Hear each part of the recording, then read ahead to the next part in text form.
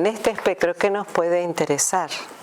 ¿Qué podríamos tener en común? ¿Qué imaginan ustedes? Yo también soy maestra. Soy maestra. O sea, todo inicié como comentó la compañera, en educación preescolar y desde allí todos los niveles. Y actualmente trabajo en proyectos de investigación pero desde posgrado, pero yo creo que uno de los problemas que tenemos es, y ayer lo decía, o por lo menos creo que lo cité, no sé si estabas a la mañana, ya ni me acuerdo, pero uno de los problemas que tenemos es que los profesores universitarios no se consideran muchas veces maestros, ¿no? Entonces yo recuerdo cuando conocí a Hugo, me dijo, yo soy profesor investigador del Colegio de México. O sea, sos maestro. Le digo, no, yo soy profesor investigador.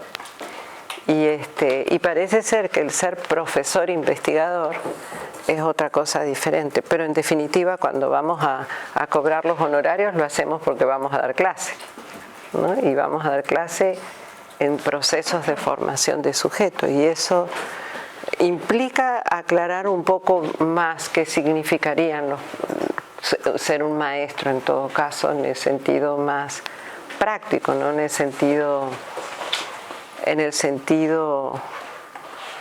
más simbólico, ¿no? Gandhi era un maestro, bueno, me refiero más bien al ejercicio de los procesos de formación de sujeto. Entonces, para no entrar en esas tensiones, yo prefiero hablar de procesos de formación de sujetos en ámbitos escolares y en ámbitos no escolares. Entonces, digo esto como para compartir unos espacios comunes.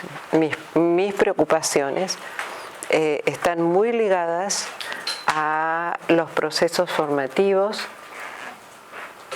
pero también a qué significa producir conocimiento, que también creo que hay ahí una tensión y un solapamiento entre lo que entendemos conocimiento en la academia y en lo que, digamos, desde otros lugares entendemos que es el conocimiento. Entonces, para ir como afinando un algo común, yo trabajo en la formación de sujetos y las implicancias de la producción de conocimiento y conocimiento histórico en esos procesos de formación. Así tengan 2 años los niños, hasta la edad que sea. En perspectiva histórica, o sea, qué cosas son las que nos deberían tensionar en esos procesos de formación y de producción de conocimiento. Con lo cual ahí se toca con la epistemología y con la metodología. ¿Okay? Entonces son esos espacios, como supe que habían leído algunos de ustedes, una entrevista donde cauce y río, digamos, es esto de lo epistémico y las prácticas formativas, ¿no? Donde lo epistémico se vuelve más terrenal, que es más abstracto.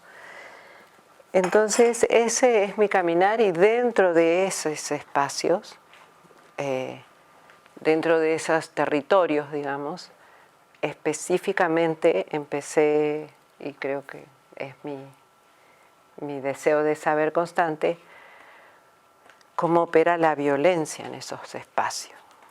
La violencia, yo le llamo violencia sutil, cómo opera en los procesos de formación. Entonces, eso es como un gran panorama, como lo que plantearon ustedes. Pero entonces, ¿qué podríamos tener en común? ¿O qué creen ustedes, que incluidas, que podríamos poner acá en el centro unos síntomas problemáticos que nos pudieran encontrar? ¿O cuáles son como esos, o algunos síntomas problemáticos de lo que ustedes están trabajando, como profesores o como investigadores, para que pudiéramos compartir, ¿no? Desde unas problemáticas comunes. ¿Sí se entiende la pregunta? Sí. Bueno, para aprovechar el tiempo me lanzo inmediatamente. Creo que, no sé si nos une a todos, pero al menos hay un poco en esta instancia, en esta vivencia que tenemos ahora, hay una curiosidad, creo que en algunos de nosotros, de ver que alguien viene a hablarnos de ruptura. ¿De qué? De ruptura. Ah. Y a mí particularmente eso me interpela y tiene que ver con los conflictos que uno vive, y en eso creo que estamos unidos, muchos de nosotros, de trabajar en un sistema. Muchas veces tenemos deseos de ruptura, deseos de hacer las cosas de otra manera, pero estamos en un marco institucional y estamos trabajando encerrados, por decirlo de alguna manera, en lógicas que son bastante rigurosas y que tienen que ver con la productividad.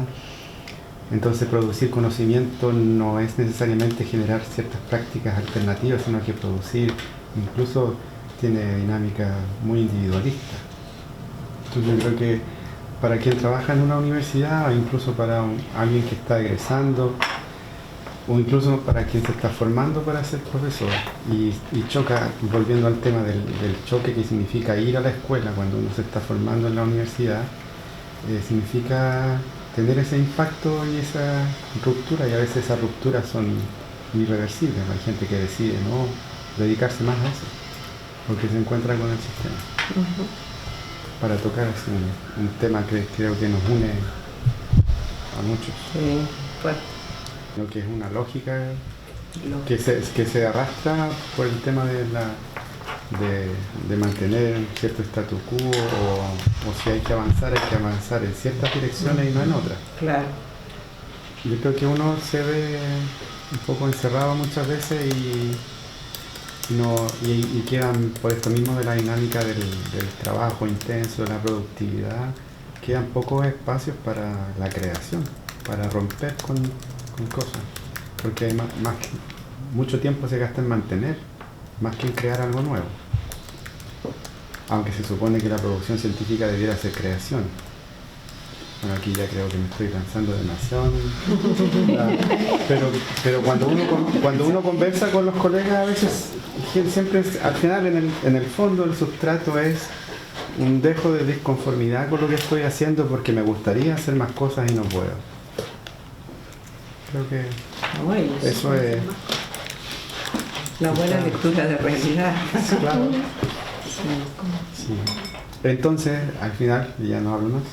Creo que lo que uno siente es que en el fondo, más que construir o crear cosas nuevas, lo que va quedando es resistir un poquito, a la medida de lo posible. Cada uno verá cómo lo puede hacer. Sí. Muy bien. Muchas gracias. Yeah. Un temazo, problemazo va. Gracias. Yo quisiera apoyo. Sí, claro. No, tú estás primero, por favor. Ah, perdón. No, es que lo que pasa es que fue casi simultáneo, pero... Okay. Yo no voy a extenderme tanto con César, pero bajo esa misma lógica que César plantea, a mí en lo personal me preocupa como la sensación de deshumanización del otro en este mismo contexto que a veces nos hace pensar en ciertos proyectos y lo hablamos harto con nuestras colegas en la carrera, de cómo formar a otra o a otro que va a ir a formar a otros, ¿no? Pero en estas lógicas a veces de la universidad o de la producción científica deshumanizamos, y eso me preocupa de manera personal como formadora en este camino que recién comienzo de formadora de profesores. Eso es algo que me preocupa.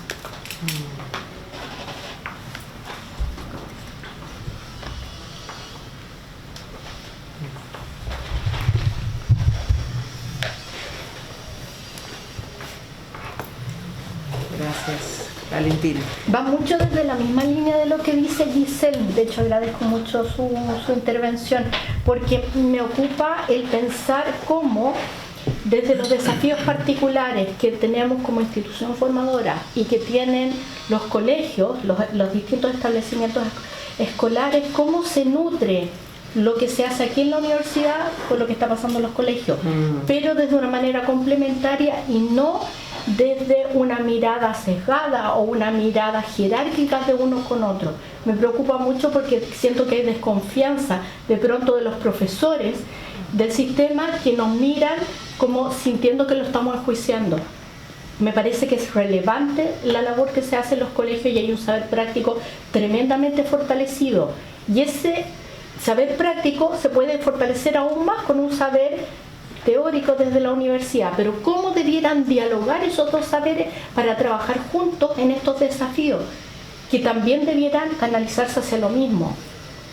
Que la universidad trabajara en pro de la mejora también de los establecimientos educacionales, considerando tanto esos saberes como los nuestros. De una manera más simétrica. Sí. ¿Vos ejerciste como maestra? Sí. Ah, claro. Sí. Sí. Y como tengo Y sobre mucha todo con las conexión, prácticas de sí, ese sentimiento de... exactamente, y lo he visto muchas veces. Lo he visto y siento que es un desafío, yo diría que es una deuda que tenemos, porque no creo que corresponda sentarme a trabajar con un colega, que este colega sienta que yo tengo más conocimiento que él, tengo un conocimiento distinto. Y el saber de lo que va a significar las profesoras en formación lo vamos a construir en conjunto.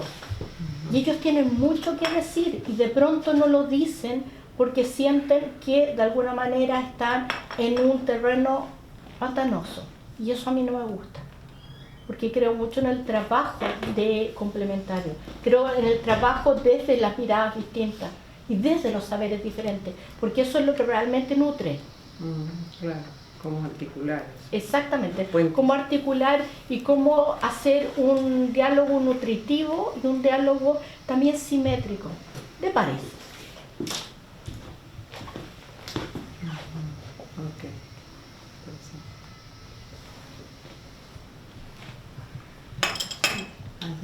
Sí, señor. Yo quisiera contribuir con un concepto, con una idea, que es el tema de, creo que es una cosa que nos aflige a algunos, no sé si a todos, pero a algunos es preguntarnos por el sentido de lo que hacemos. Y a propósito de nuestro rol desde la universidad, el rol que cumplimos, yo me pregunto cuál es el sentido que tiene hoy día el sistema escolar, la escuela, o la educación formal, si ustedes quieren, en términos de ¿para qué? ¿Cuál es el fin de eso? No estoy poniendo negativo necesariamente, es la reflexión general. Entonces, es como, creo que necesitamos preguntarnos como sociedad, desde lo individual a lo colectivo, de lo colectivo a lo individual, ¿cuál es el sentido de la escuela con mayúsculas? Y lo mismo, evidentemente, dado que nosotros formamos profesores, ¿cuál es el sentido de nosotros como universidad, como institución, y particularmente nosotros que estamos en una facultad de educación o vinculados a la formación de profesores? ¿Cuál es el sentido? ¿Hacia dónde? ¿Por qué? ¿Para qué? Y eso lo coloco en la lógica de, dado que estamos en una transición, voy a colocarlo así históricamente, ¿no? Una transición epocal, una crisis, no una decadencia, que es distinto, una crisis de definiciones, de indefiniciones, de incertidumbres, provocado por múltiples elementos de una sociedad globalizada, competitiva, individualista, inequitativa, por decir algunas características. En esa licuadora en que estamos surgirá algo, en algún nivel, probablemente por los ciclos históricos, en algún minuto nos volveremos a estabilizarnos, espero yo, pronto. Entonces el punto es, ¿cuál va a ser esa estabilización? ¿Cuál va a ser ese resignificado que tiene que tener la escuela, lo que hacemos nosotros, nuestro aporte a la sociedad, la reconfiguración, ¿no? que es propia de la humanidad? Yo en eso tampoco ni me asusta ni me complica, porque si uno revisa los tiempos históricos, eso pasa cada cierto tiempo. Algunas cosas con mayor problemática y otras no tanto. Entonces el punto es hacia dónde debemos encabezar. Y ahí el sentido de la universidad, y recogiendo un concepto más tradicional probablemente de universidad, siento yo que la sociedad esperaría, y a veces uno se siente como con esa expectativa, como con esa responsabilidad, ¿no? Que la universidad ilumine parte de ese camino. No que lo solucione, porque no lo va a solucionar por sí solo, pero sí deberíamos iluminar parte del camino. Y ahí también me pregunto, ¿cómo reconstruimos nosotros? Para iluminar eso, tenemos que tener un sentido. Y ahí hay una discusión pendiente, diría yo.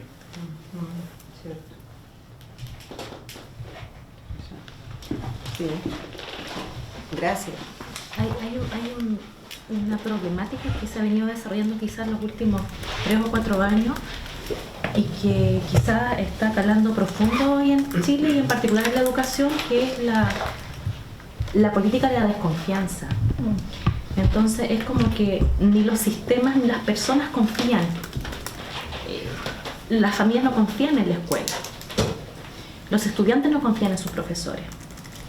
Y creo que parte de lo que ha estado pasando hoy en día con los movimientos sociales y sobre todo hoy que está contingente la problemática que hay en educación para los profesores, para los estudiantes, probablemente una causa es la falta de confianza.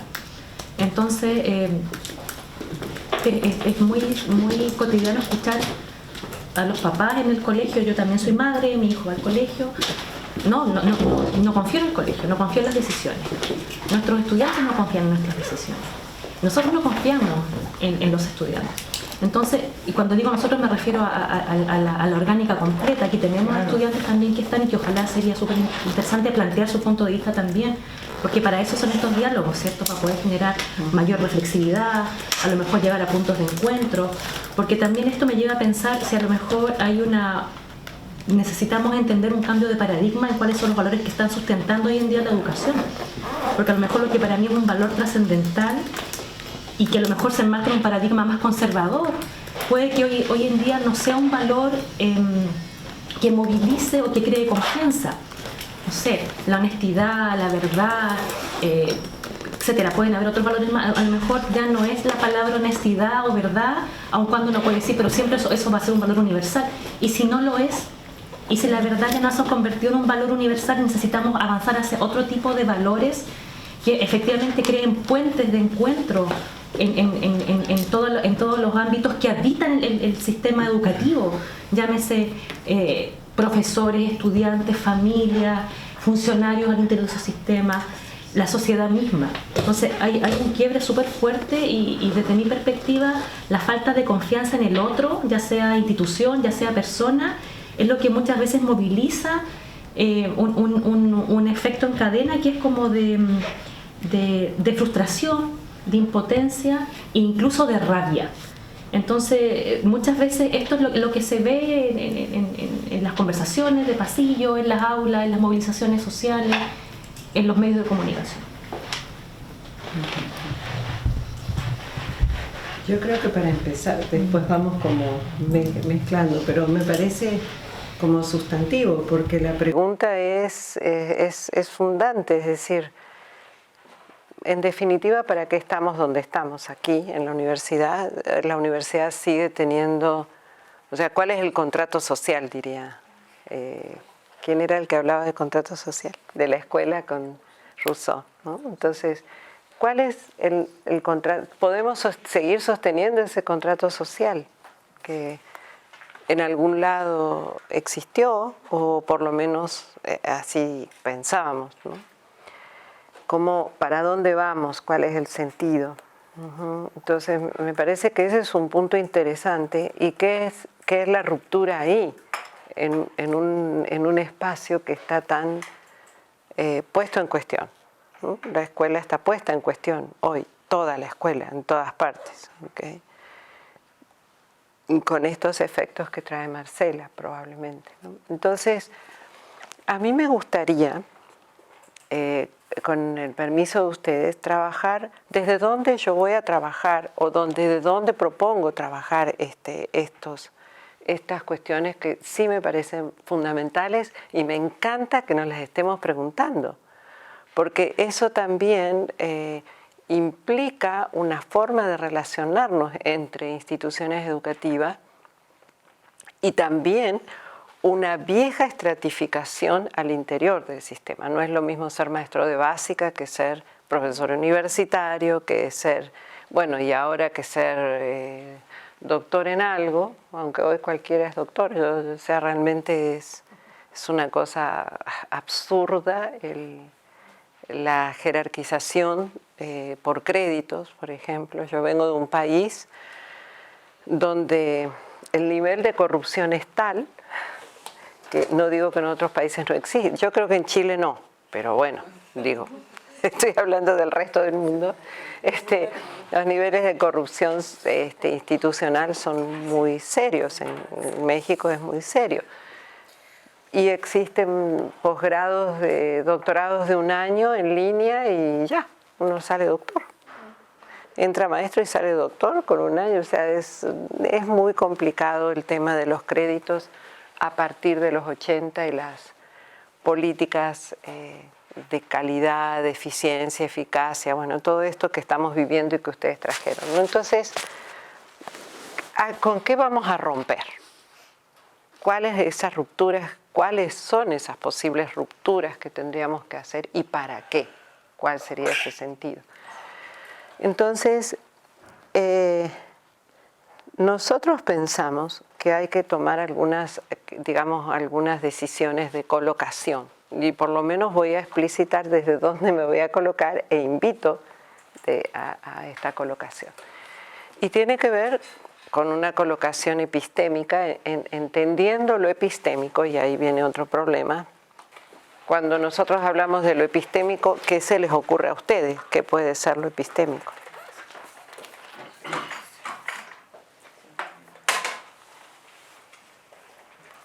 ¿O qué entienden ustedes por lo epistémico? ¿O por epistemología? ¿O por epísteme? Es un posicionamiento respecto al conocimiento, Ajá. respecto a los modos de conocer que se tienen en un campo determinado. Ok. Pero esa manera de entender la epistemología como un espacio, bueno, a ver si lo traduzco bien, ¿eh? O sea, sí es la problemática del conocimiento, pero la problemática del conocimiento, el debate empieza por qué sería conocimiento, de dónde sacamos el conocimiento, qué implica la producción de conocimiento, en fin, ahí ya empieza a haber ¿cómo? El propósito, el sentido, bueno, y ahí empieza a haber toda una problemática bastante antigua, sin embargo, es una problemática que, por lo menos a mi entender, es muy poco trabajada en los procesos de formación. Y es en gran medida, diría Jauretche, la madre del cordero, en términos de que después trae muchísimos otros problemas encadenados si no tenemos clara una opción epistémica.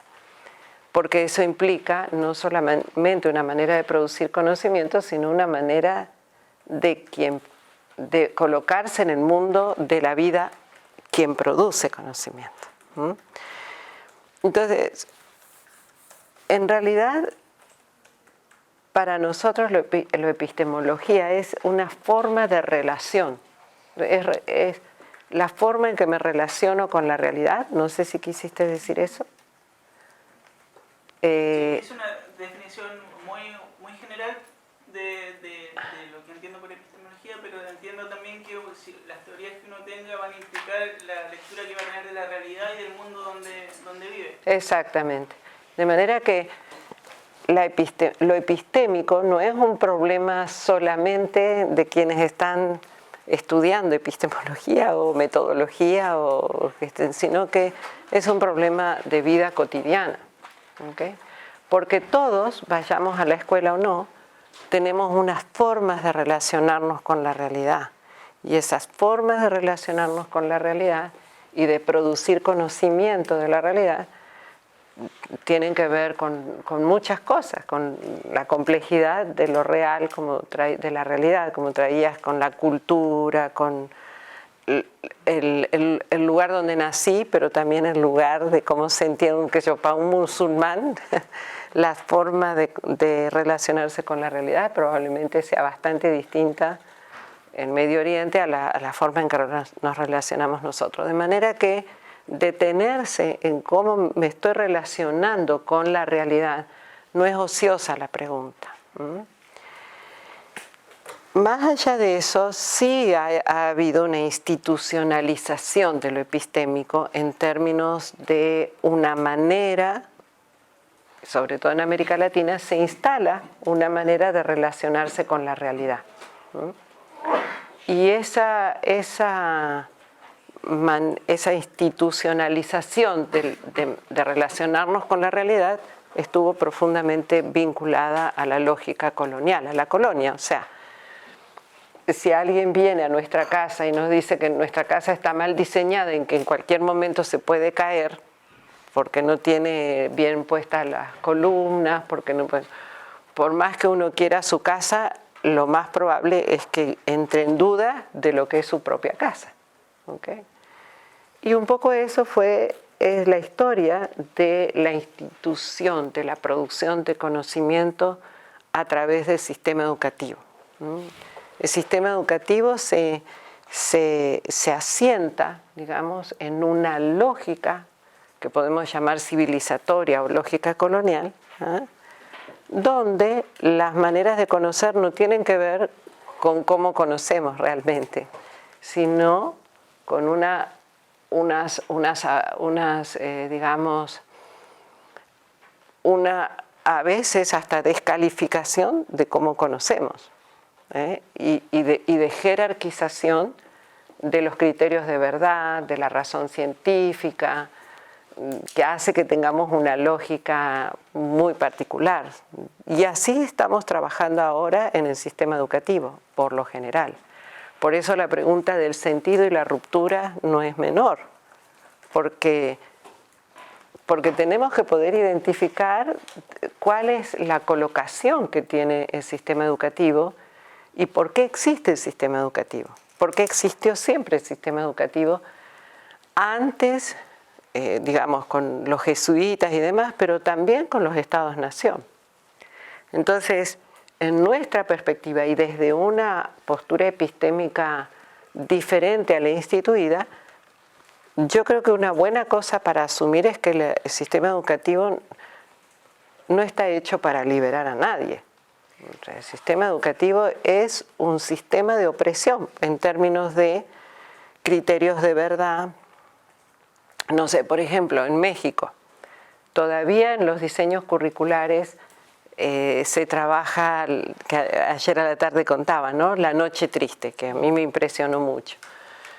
¿Y cuál es la noche triste? La noche triste es, no sé, el profesor de historia, si sabe, bueno, si me equivoco, corregime. La noche triste es la noche en que lloró Cortés, ¿no? Y Cortés, el colonizador, Hernán Cortés, estaba llorando, pero porque le ganó en la guerra Cuauhtémoc, que era un cacique o un dirigente originario, de los pueblos originarios. Y entonces imagínense ustedes cómo se va configurando un sujeto y su subjetividad, digamos, en términos de que hay que llorar porque el opresor está llorando porque le ganamos, ¿no? Digamos que, o en Argentina, creo que todavía ni siquiera se cambió, geopolíticamente nosotros estudiamos, en la Patagonia o en Jujuy, da lo mismo, estudiamos al cercano Oriente. ¿Okay? Bueno, el Oriente está cercano a los franceses y vieron que nosotros tenemos complejo de franceses, pero es un complejo porque, digamos, ni somos franceses ni lo vamos a hacer.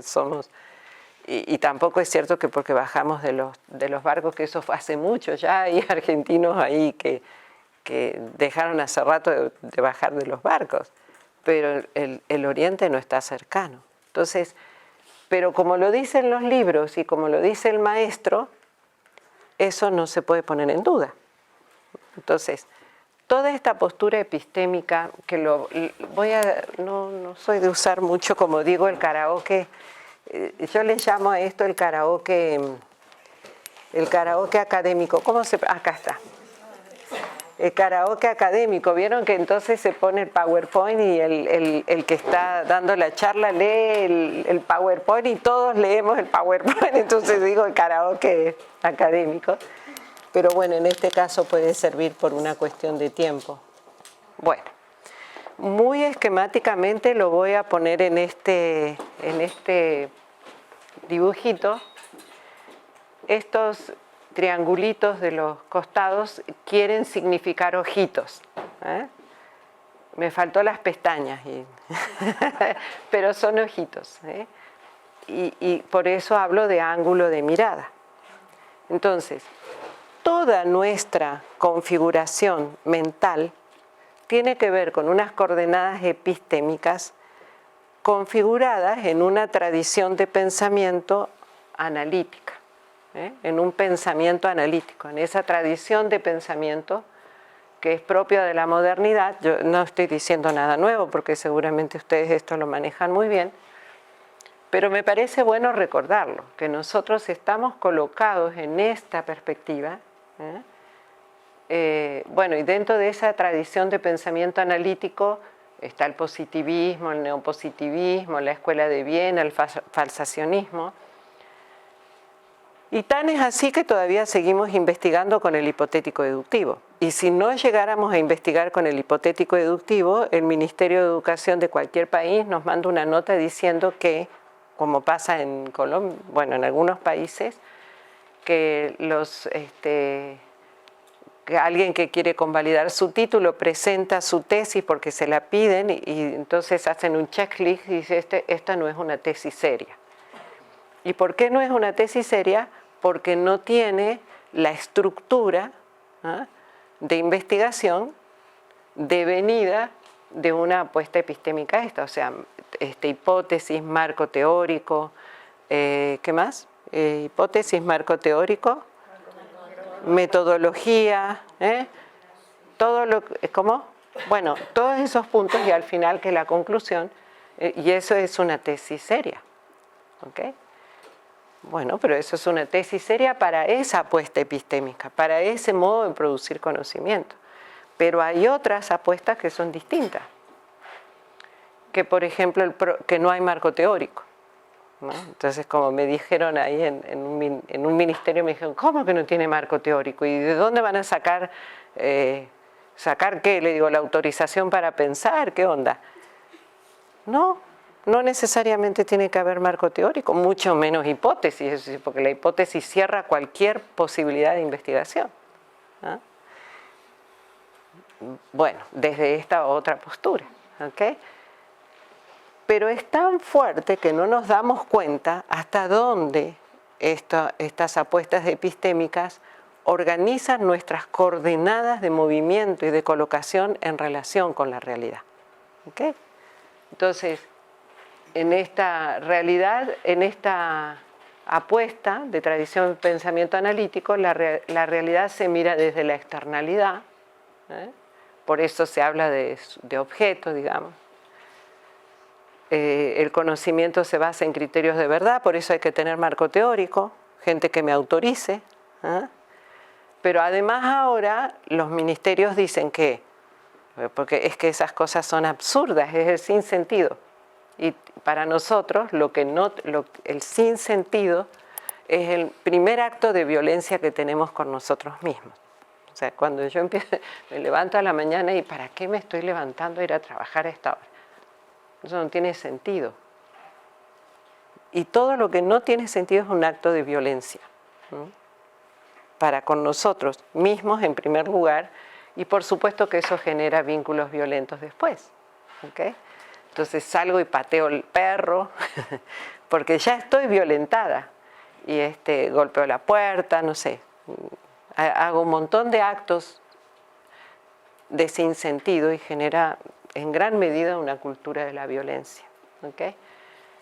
Entonces, los supuestos son de racionalidad científica, nada de campo emocional, tienen que ser verificable, medible, todo lo que ya sabemos en estas cuestiones. El pensar es teórico, y alguien de ustedes dijo eso, creo que fuiste, que hablaba de la cantidad de información que nos dan en los procesos de formación, pero que después el choque con la realidad, alguien habló de eso, ¿no? Bueno, que el choque con la realidad en las escuelas, incluso cuando nosotros formamos a los profesionales les decimos eso, ¿no? Decíamos hoy, ayer o hoy. Bueno, esto traten de aprenderlo bien, porque cuando vayan allá afuera, o cuando vayan después a la escuela, o cuando vayan, como que realmente los espacios de formación son fieles a esta perspectiva de pensamiento crítico. Toda nuestra semántica, toda la manera en que nosotros hablamos, es fiel a una postura epistémica, aunque digamos que somos críticos. Entonces, el pensar se vuelve teórico, todo lo manejamos a través de información, que nos da autoridad como criterio, como marco teórico.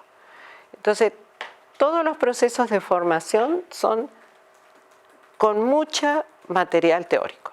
Y cuanto más sufrimos por la cantidad de material teórico que tenemos, mejor es la escuela, ¿no? Entonces, mejor es la escuela, mejor es el posgrado. Y la desconfianza va a aumentar, porque después estamos viendo de que eso no tiene que ver mucho con la realidad.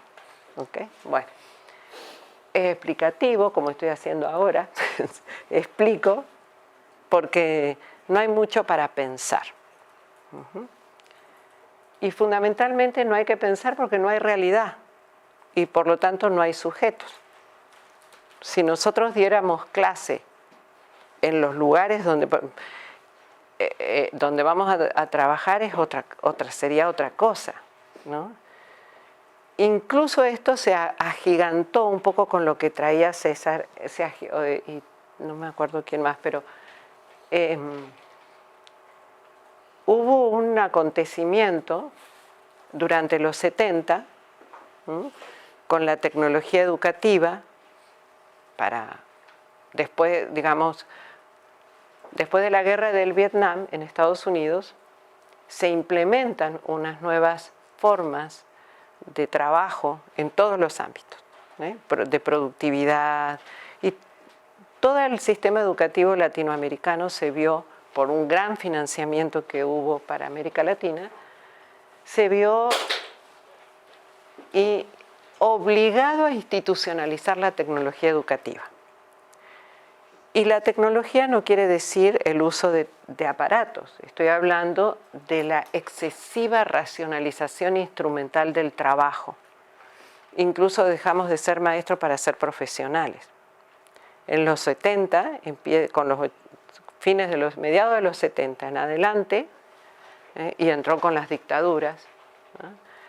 Se deja de hablar de didáctica y se empieza a hablar de pedagogía y de currículum. Por eso digo, entre esto que vos trabajás, ¿no? El tema de los... ¿Cómo fue que dijiste? Sí, pero vos en tu tesis... Del aprendizaje de los contextos, ¿qué onda con los diseños curriculares? Ahora se llaman pensum. Entonces se le va cambiando, se les ponen nombres más exquisitos, pero es un plan y programa. ¿Okay? Entonces, los planes y programas pasaron a ser uno de los primeros instrumentos de racionalización del trabajo docente, y por lo tanto la preocupación es el currículo, no los sujetos de los procesos de formación, sino los currículum como instrumentos que dictaminan lo que los sujetos tenemos que enseñar de manera homogénea, además. Pero después hacemos investigación ¿qué hacemos con la diversidad?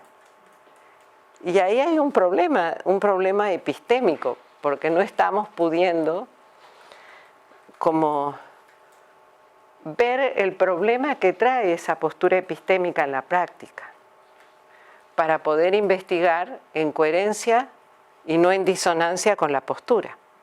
¿Sí se entiende eso? Ok, vamos bien hasta acá. Entonces lo que estoy tratando de decir es, lo epistémico no es simplemente hablar del positivismo, o hablar de las teorías filosóficas de esta tradición de pensamiento. Cuando nosotros hablamos de una postura epistémica, estamos hablando de cómo nosotros actuamos desde unos idearios que pueden ser abstractos, pero que son concretos y políticos. O sea, todo lo epistémico es político. Y porque es político, organiza nuestras formas de trabajo, nuestras formas de relación, nuestras formas de sentir. Entonces,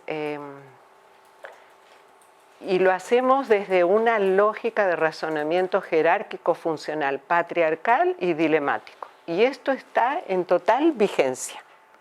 En esto que decía, yo quisiera ser distinto, pero el supervisor no me deja, porque además el orden dominante va generando cada vez más candados para que no nos salgamos de ese lugar, a pesar de que está haciendo agua por todos lados. Esa postura que rigidiza nuestra manera de vivir a tal punto que a mí me gustaría hacer otra cosa, pero no puedo, es lo que estamos diciendo por lo general en este tiempo. O sea, hay una imposibilidad instrumental, epistémicamente sostenida y prácticamente asumida. De manera que, si yo tengo que, en este marco yo me pregunto qué creen ustedes que es la crítica. ¿Qué significaría para ustedes la crítica? Porque alguien habló de pedagogías críticas.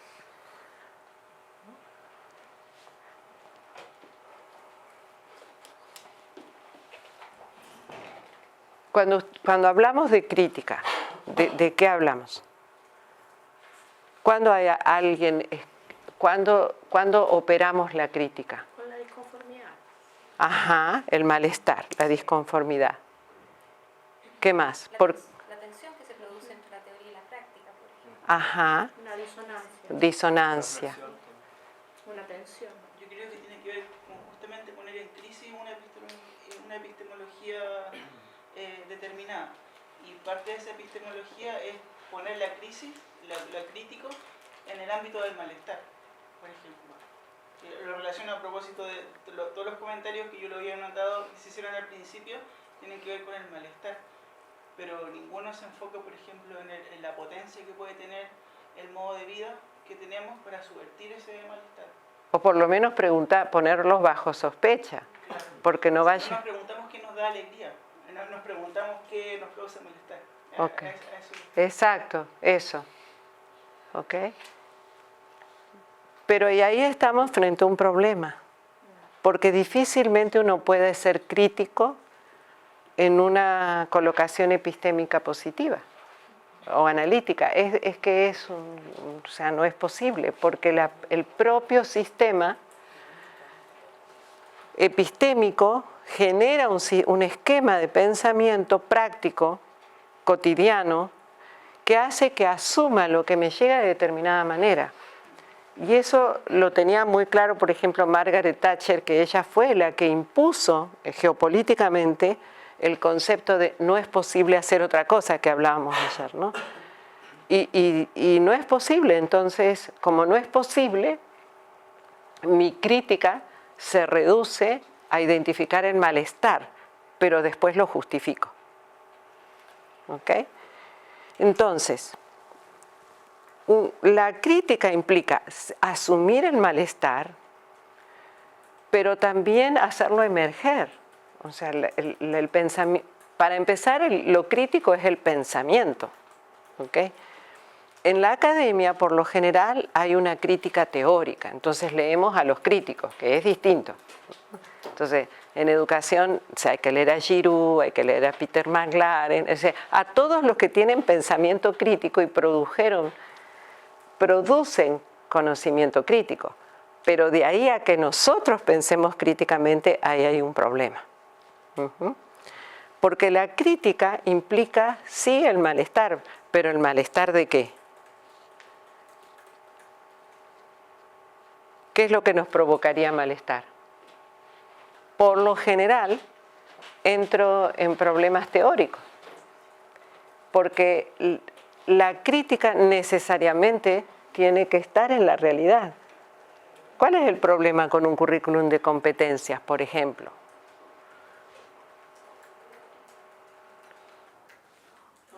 No, tranquilos, no, pero ya más o menos la idea.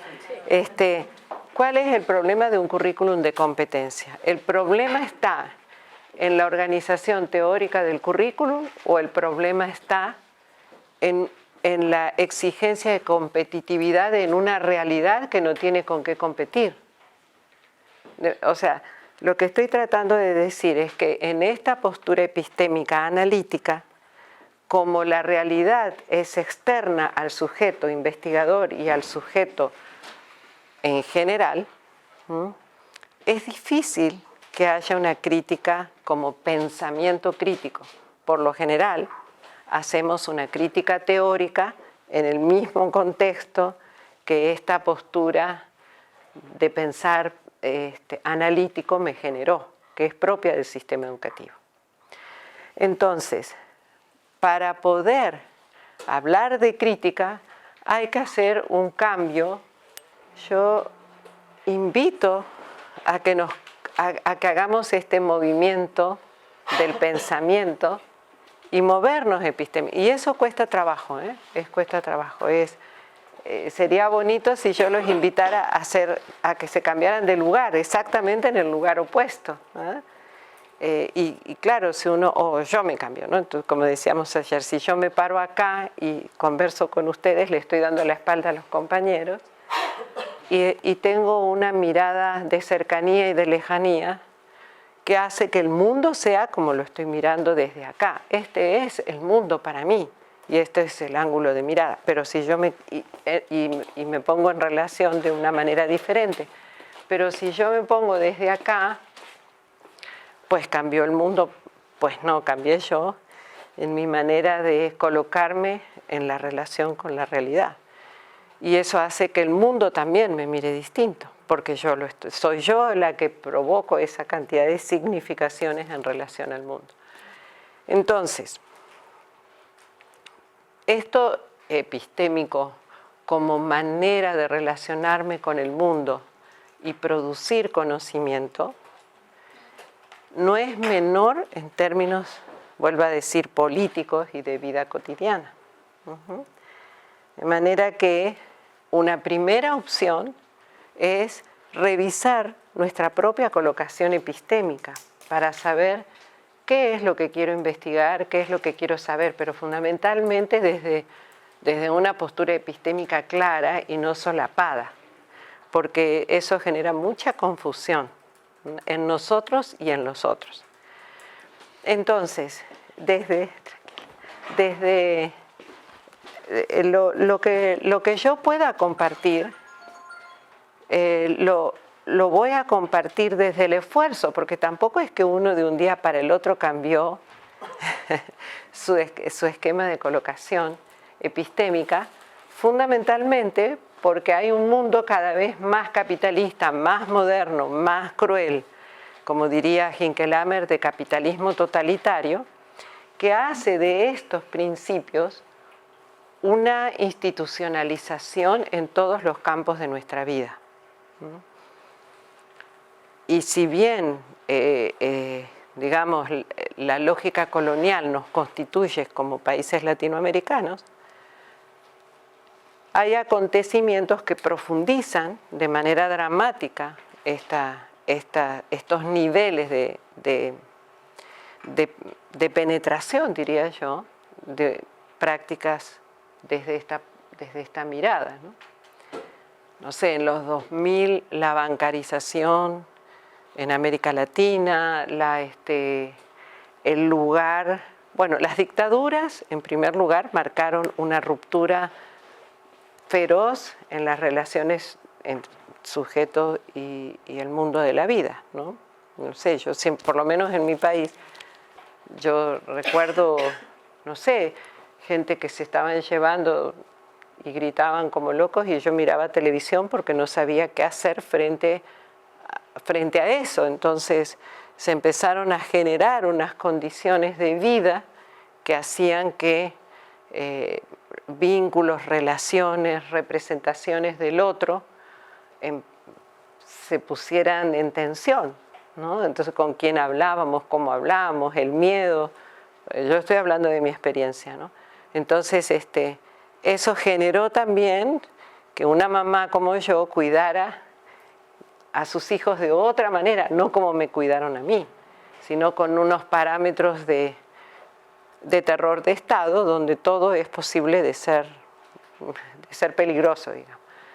Pero entonces, a partir de esta coyuntura, que fue una coyuntura en América Latina, no solamente en Argentina, o dictas blandas, como decía Octavio Paz de México, o países como de 60 años de guerra, como Colombia, digamos que a partir de los 70, mediados de los 70, y el consenso de Washington, que ustedes lo tienen que saber muy bien, entonces se genera toda un sistema que abarca todos los niveles, la previsión social, la fiscalización de los dineros, en fin. Esto es una epísteme que es práctica y que invade todos los ámbitos de nuestra vida. Pero hay coyunturas que hacen que esto se vea con más fuerza. ¿Okay? Ahora, ¿qué hacemos con eso? Y esa es la pregunta que se hizo Semmelman, por ejemplo, en América Latina, o que se hizo Horkheimer o bueno, los integrantes de la Escuela de Frankfurt, que hacían frente a una Europa donde el genocidio fue lo que fue, ¿no? Con Auschwitz. Y empieza, digamos que toda la tradición de pensamiento crítico hermenéutico tiene otra manera de ponerse en relación con el mundo de la vida. Y la pregunta es, ¿qué hacemos con lo que nos está ocurriendo mientras nos está ocurriendo? Y eso implica no mirar a la realidad desde la externalidad, sino ponerse en una relación de conocimiento diferente, sujeto, ¿ok? Mundo de la vida. Por lo tanto, tenemos que trabajar distinto. O sea, ¿y esto qué es? Nos va llegando mensajes del orden dominante. No, está avisando que ya se va a cortar la luz, que es algo que sabemos que va a pasar bueno. unos minutitos más. Ya, sí. Entonces no sé si quieres... Perfecto. Bueno, pero entonces... en todo caso, no sé qué sonó, lo dejo ya. Listo, pero está bueno que me digas que vamos a ir cerrando. Entonces, ¿cuál es digamos, la donación en esta hospitalidad que ustedes tienen para recibirme? Muy levinosianamente dicho. Porque sentí mucho esas sonrisas de la llegada, o sea, de verdad fue muy acogedor y hospitalario. Entonces, yo quisiera donar que desde mi experiencia y desde la experiencia de muchos de nosotros, es difícil poder hacer investigación y rupturas si no cambiamos nuestra postura epistémica. Si nuestra colocación epistémica sigue manteniéndose en estas coordenadas de sentido, el sentido es instrumental, el sentido es explicativo, descriptivo, con una lógica de razonamiento muy desde la externalidad. Si yo decidiera cambiar de postura epistémica, pues voy a tener que revisar cómo me estoy relacionando con la realidad. ¿Cuáles son los problemas que me preocupan? ¿Son problemas o son síntomas problemáticos de la realidad? Porque a todo esto, lo que decía José Luis, no, José Miguel, en mediados del siglo XX, la segunda revolución de la ciencia y la técnica agrega a esto más complejidad. Cuando digo segunda revolución de la ciencia y la técnica, digo que se produce una crisis a partir de la nanotecnología, el manejo de la energía y de la genética. Ese trípode cambió, pero fundamentalmente todos los criterios que teníamos desde la modernidad, desde la revolución industrial hasta esta segunda revolución de la ciencia y la técnica. Cambió todo. Nosotros no nos damos cuenta cómo, o sea, lo digital nos configura. El problema es que los profesores seguimos con un pensamiento analógico cuando entramos al aula, pero nuestra vida cotidiana es digital. Desde los robots que manejamos en la casa, la licuadora, la lavadora, yo no puedo hacer nada si no tengo la lavadora, tin, tin, tin. O sea, en las comunidades indígenas en México, ¿no? Cambió hasta las maneras, ya no hay fogones, ¿no? Que es parte de la tradición de pensamiento, en fin. Nosotros vivimos en unas lógicas digitales, el lugar de la imagen, cómo maneja los más medias, cómo cambió, cómo se configuran las verdades, desde dónde se configuran verdades que todos sabemos que no son verdades, pero que nos quedan las dudas, ¿no? Entonces, si yo cambiara de ojito, digamos, habrían algunas condiciones que en este otro ojito no están. Y las voy a decir muy rápidamente, que serían como condiciones para mirar crítica y hermenéuticamente. ¿Bajo qué condiciones? Hay como una estructura, una matriz epistémica, de algunos elementos que me condicionan la manera de mirar, por lo tanto la manera de investigar y de dar clase. Un primer elemento es el sujeto. El sujeto, pero no solamente el sujeto y sus sujeciones, sino el sujeto y su subjetividad. ¿A qué le vamos a llamar subjetividad? ¿A qué le llaman ustedes subjetividad?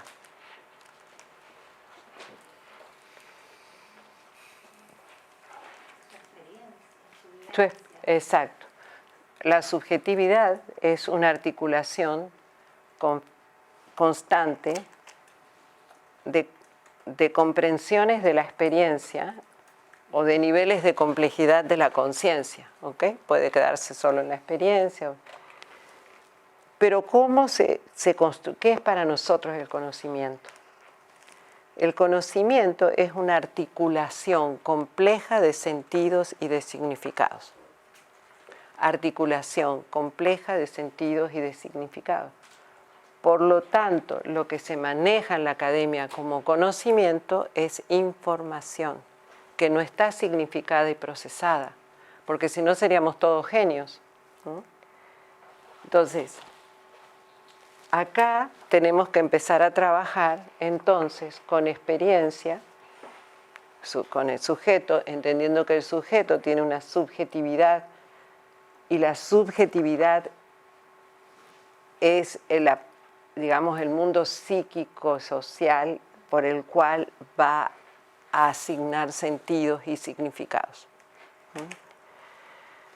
¿Cómo voy a hacer eso?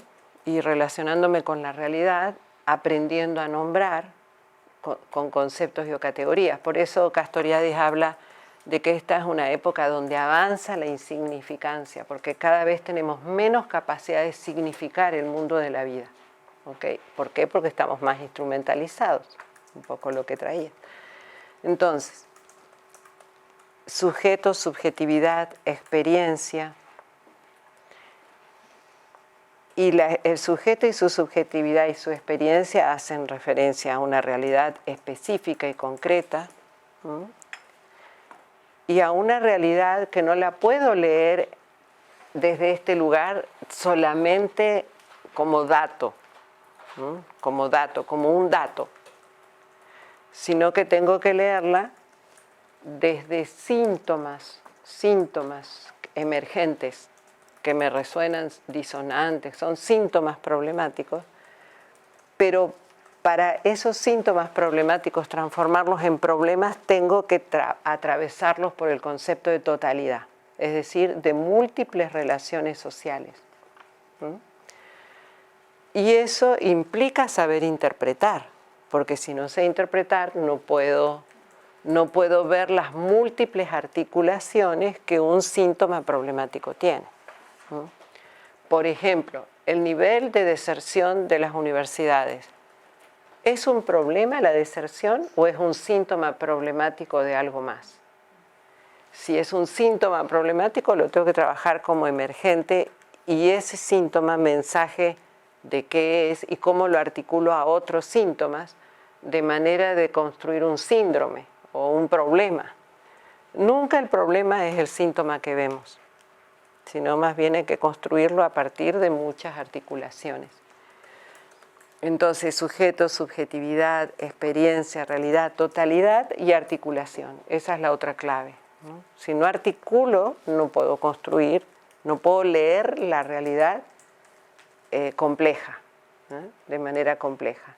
Entonces, articulación.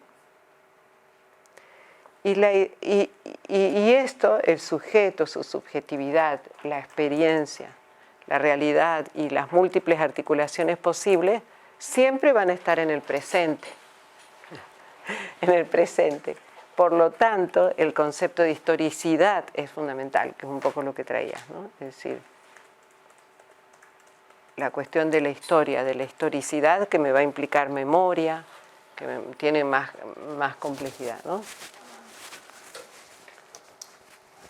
Y eso es la única manera de potenciar el futuro, al sujeto y al futuro, es decir, qué propone para adelante. Entonces, estos elementos conceptuales, toda investigación la tengo que pasar por acá y toda acción didáctica también. Por eso se llama matriz epistémica.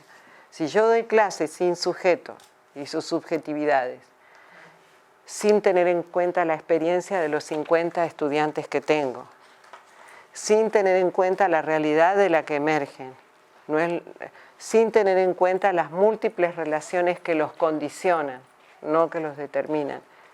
Y ¿cuál es el pasado de este grupo? Pues,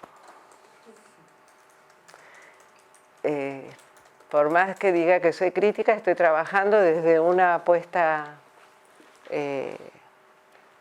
sin sujetos, diría Hugo, ¿no? Sin sujetos. Sin sujetos, y al no haber sujetos, esta matriz no opera. ¿Okay?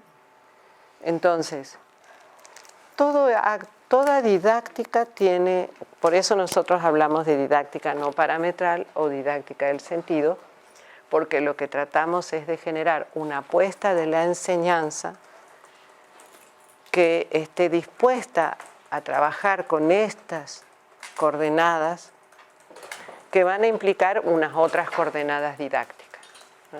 Por ejemplo, las representaciones, la escucha, ¿no?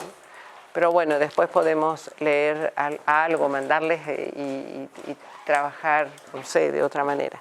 Pero sobre todo quería decir esto, que muchas de las cuestiones que ustedes plantearon al inicio, habría que pensarlas si son síntomas problemáticos o si son problemas reales o si son temas de investigación. Y en eso hay que ser honesto con uno, ¿no? O si son, digamos, como ahora todos tenemos que ser investigadores por decreto, y además de investigadores profesores y además de profesores investigadores administradores de formatos y de no sé qué, entonces puede que también necesitemos hacer cosas que nos resuelvan la vida y ya, pero esa es una opción ético-política. Ético porque implica elegir, y elegir implica asumir la responsabilidad social de esa opción. ¿Okay? ¿Por qué nosotros hablamos de ruptura? Porque la ruptura con el orden dominante no es una marcha, decimos hoy nosotros, probablemente en otra época de nuestra vida. ¿Se refiere a la marcha en la calle? ¿Sí? O sea, sí está bien la protesta, sí está bien, todo está bien, porque es necesario, pero eso no es ruptura. No necesariamente, es más, el orden dominante necesita de mucha gente gritando en la calle para decir que es democrático. ¿Okay? La ruptura es del orden de lo epistémico. Si yo logro hacer una ruptura epistémica en un acto de retorno sobre mí, mis prácticas van a ser distintas. Si no hay ruptura de orden epistémico, no hay ruptura, no pongo bajo sospecha mi propio accionar y no enseño a poner bajo sospecha los propios sistemas de creencia. ¿Okay? Entonces, esto es bien importante la pregunta tuya, porque vos decías, el deseo de ruptura está en el encierro. La mayoría de los pensadores críticos trabajan, gracias Leonor, trabajan desde el encierro. Todas las grandes apuestas de los teóricos críticos que pensaron críticamente su realidad, lo hicieron desde un sistema cada vez más opresor. No sé, los que estudian logopedia, qué sé yo, Víctor Frank, por ejemplo, ¿no? Que plantea toda su teoría en un campo de concentración. El mismo, bueno, cualquiera de estos, por ejemplo, leer la biografía de estos, de Husserl, por ejemplo, o de Dilthey, o del propio Semmelmann, no son vidas tan sencillas, por el contrario. Entonces, pero sin embargo produjeron conocimiento y conocimiento que todavía estamos usando. Marx, digamos, a él le gustaba vivir bien, era un hombre cómodo, ¿okay? Mujeriego, de buen vivir, todo lo que ustedes quieran, pero mientras tanto hacía una lectura del presente, de la realidad concreta para ver cómo construía conocimiento desde esa realidad concreta. Y él inventó muchas de estas categorías. ¿Cómo estamos nosotros nombrando hoy la realidad? ¿Nos atrevemos a crear nuevos conceptos y categorías para poder decodificar el presente? ¿Cómo estamos enseñando? ¿Estamos enseñando desde criterios de verdad y desde marcos teóricos que además están desfasados de la realidad? ¿O nos atrevemos a construir conocimiento con nuestros estudiantes para usar críticamente a los autores? Con lo cual hay que cambiar la manera de pensar y empezar a pensar categorialmente, que no es lo mismo que consumir teorías. Pocas veces sabemos cuáles son los conceptos y o categorías que configuran una teoría. La pregunta más común es que, a ver, ¿cuáles son los 3 o 4 o 5 conceptos que sostienen las apuestas de Piaget? Y digo Piaget porque es lo más repetido en el sistema educativo, o Vygotsky, ¿no? Entonces, Vygotsky es la zona potencial de desarrollo del aprendizaje significativo. ¿Pero qué quiere decir eso? ¿De dónde lo saco? ¿Cómo? ¿Para qué sirve? ¿Dónde lo pensó Vygotsky? Etcétera, ¿no? Entonces, esa no es una categoría. Entonces, no voy a, nunca, por más que diga que soy piagetana, si no entiendo lo del conflicto cognitivo, no entendía Piaget. O sea, nada tiene sentido en Piaget si no entendí el concepto de conflicto, ni siquiera el de adaptación. O sea, si no identifico los conceptos y o categorías, no puedo pedirle prestado al autor sus conceptos y sus categorías para construir conocimiento en mi presente, que no es el presente del autor, pero que sí me presta sus categorías para construir yo conocimiento histórico en mi lugar. Y esa es otra manera de construir conocimiento. Entonces, matriz epistémica, pensar categorial es la otra condición. Si no busco la manera de entender lo que es el pensar categorial y trabajar categorialmente, no puedo construir conocimiento histórico y voy a seguir trabajando con información.